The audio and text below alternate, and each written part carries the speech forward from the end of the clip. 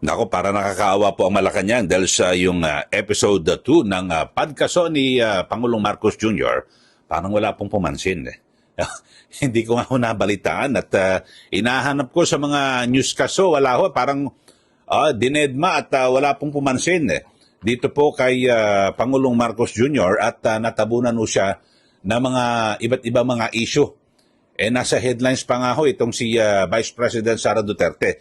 Merong nasa headline itong si PBBM, pero ito po ay may kinalaman sa pagbubukas ng klase kasi umeksena po siya doon At di ba? At kasama niya po si Secretary Sani Angara. Pero yung kanyang podcast ng una talagang, di ba, noong una pinag-usapan dahil sa isa po sa lumutang doon, yung sinasabi niyang handa siya makipagkasundo sa mga Duterte.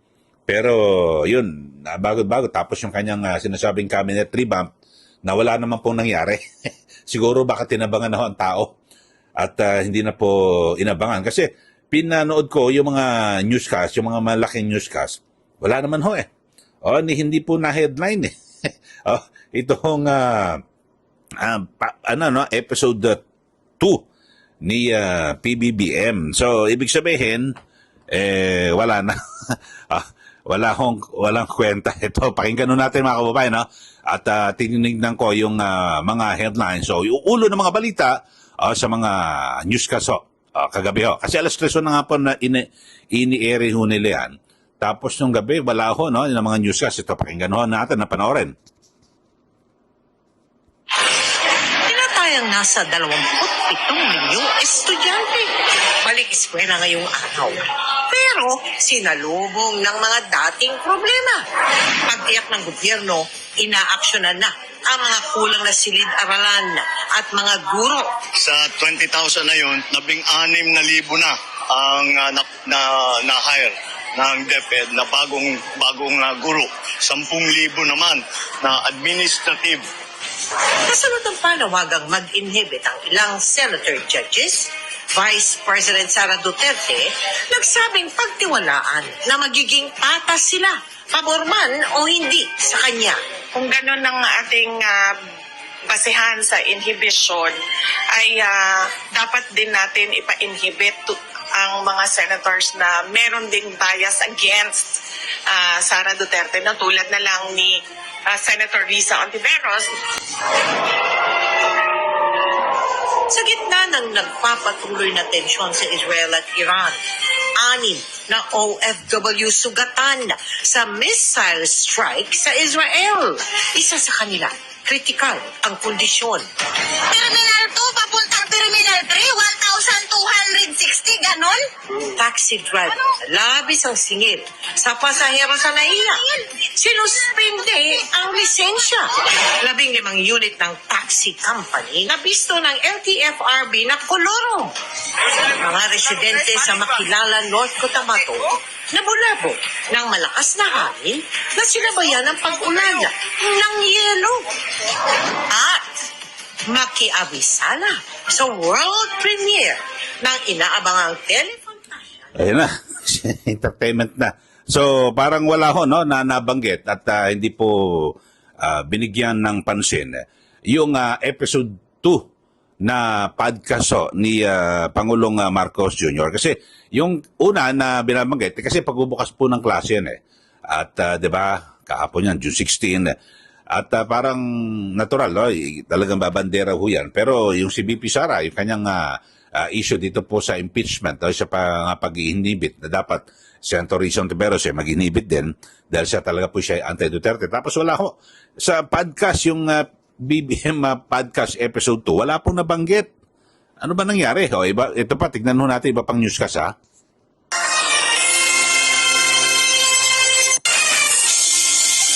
Kailangan maging creative tayo. Yung maganda yung ginawa ng Taguig dito, meron silang voucher system. Pag masikip na yung public school, binibigyan nila ng voucher yung isang bata para pumili ng private school na malapit. Voucher system paigtingin ng Department of Education upang ma-decongest ang populasyon sa pampublikong paaralan ayon kay Secretary Sani Angara. Tinututukan namin yung mga cyberbullying, yung mga bullying.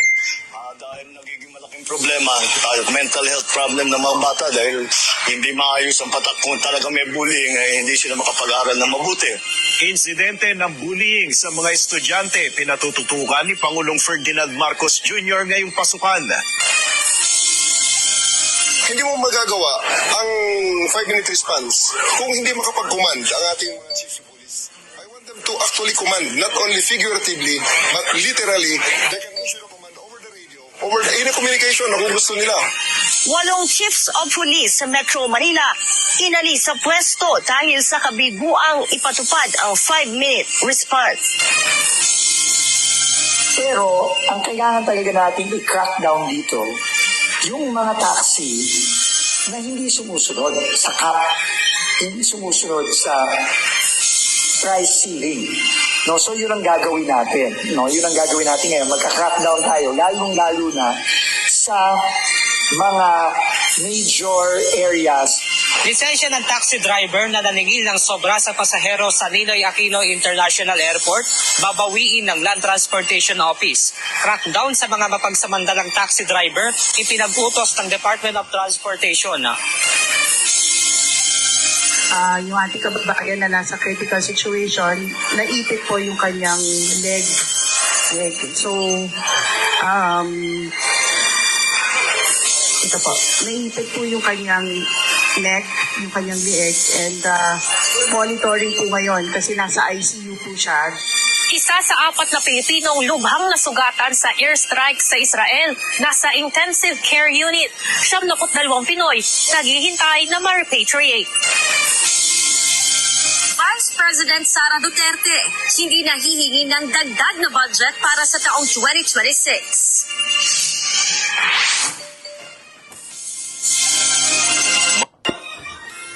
Okay, so yun ho, at headlines sila talagang wala pong nagbabanggit dito po sa podcast ni Pangulong Marcos Jr. At yung sa pagbubukas ng klase, yung pagbabantay ng gobyerno sa anti-bullying, nandun si PBBM nabanggit to. At pero hindi po nawawala sa headlines, Ito pong si VP Sara Duterte at parang lahat po ng kanyang pananalita ay laging talagang aktibo na kinukuha po ng media. Mga kababayan. So, hindi mo natin alam kung ano ba nangyari dito sa podcast na ito. Silipin nga ho natin yung FB page ng Presidential Communications Office. Kung ano ba napag-usapan doon? Parang sila lang ho nakakaalam dito sa podcast na ito. Ano ba itong sinasabi? Ito ho ay ito panoorin nga natin. Kasi may binabanggit ho na na sa episode 2 kanyang tugon sa mga mahalaga. Ito, pakinggan natin. Malalaking agricultural project, yung malalaking project, hindi lang yun. Kung hindi, yung mga maliliit na bagay na dapat pagka naglalakad ka, may nakita kang ba't walang basurahan dito? Dapat lagyan ng basurahan. Bakit yung hagdan hindi maayos, madulas, baka may masaktan? Bakit yung escalator natin hindi gumagana? Paano aakitin ng mga matatanda yan? Ayusin mo yung mga bagay na gano'n. Bakit nag-aantay sila ng... Wala.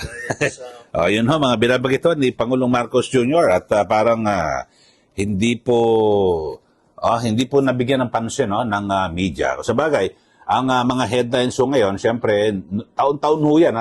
Tuwing magbubukas ang klase, ganun ho yan. Kasi ako matagal po ako hanggang yan, sa media pa rin ho tayo, traditional. Pero, dapat pag ganito, presidente, di ba? Dapat top story ho ito. Kung hindi man number 1, kasama ho sa headlines. Di po ba?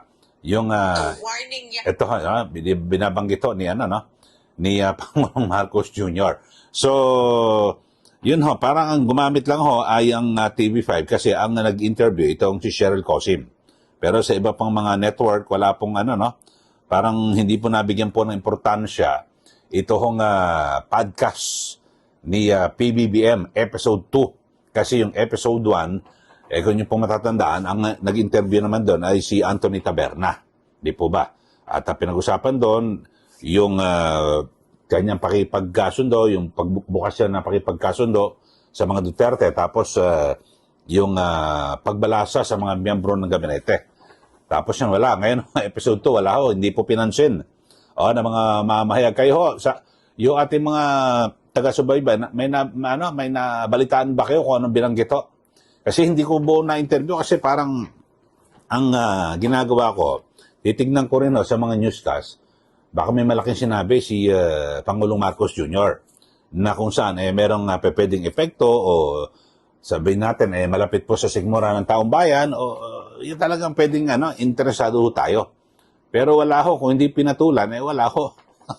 Wala pong laman itong podcast episode 2 ni Pangulong Marcos Jr. So, yun lang ho, ang aking interpretasyon at pagmumonitor ho dito. Tapos, sakto ho, nire-appoint pa ni Pangulong Marcos yung kanyang PCO secretary. Itong si acting secretary J. Ruiz na nabypass ho yan, Diyan po sa Senado at hindi po siya nakapasa sa Commission on Appointments.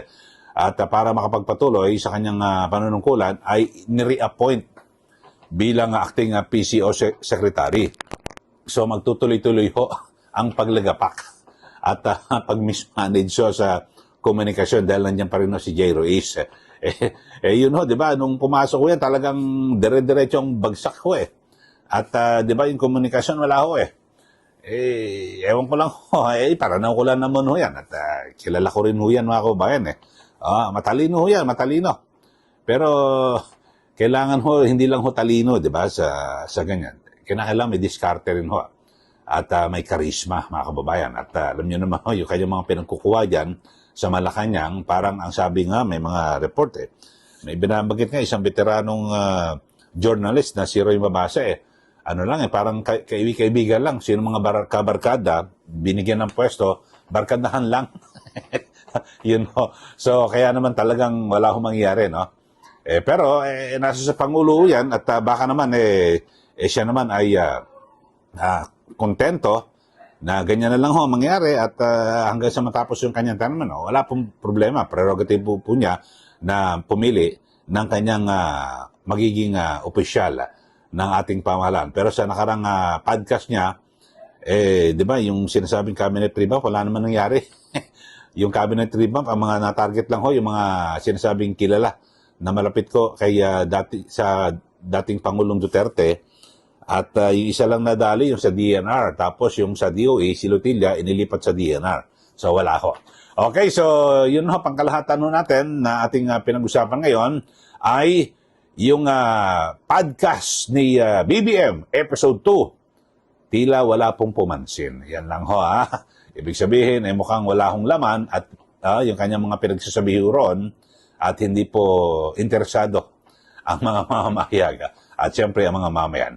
Kasi alam niyo ho, yung bawat network ko kapag may malaking sinabi ang Pangulo, talagang gagawin yan, top story, number 1 ho yan. Kasi bakit ho? Yung, alam niyo ho, naglalaban nun sila sa rating na gusto malaman ng tao, pero alam ng mamamahayag, nako, hindi to gusto ng tao, walang kwenta ganyan, wala mahina istorya. So, ganun ho, mga kababayan. Okay, so, yan lang ho, ating pinag-usapan. Sa mga hindi pa ho, at sa mga bago lang ho sa ating channel, mag-subscribe na po kayo. At syempre, huwag niyo po kalimutan na i-share at i-like. Ito pong ating issue na pinag-uusapan. Maraming salamat muli. Ito po si Kaeli. Magandang araw po sa ating lahat.